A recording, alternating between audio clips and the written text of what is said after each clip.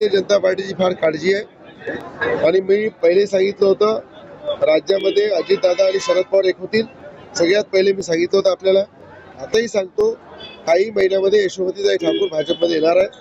त्यांना वाटतं की कुठे आपला भाजपवर अन्याय नाही झाला पाहिजे, भाजपचं कुठं काही कमी नाही झाला पाहिजे, भाजपला नेहमी मोठ्या प्रमाणात पक्ष तो वाढला पाहिजे भारतीय जनता पार्टी, अशी काळजी यशोमतीताईला आहे.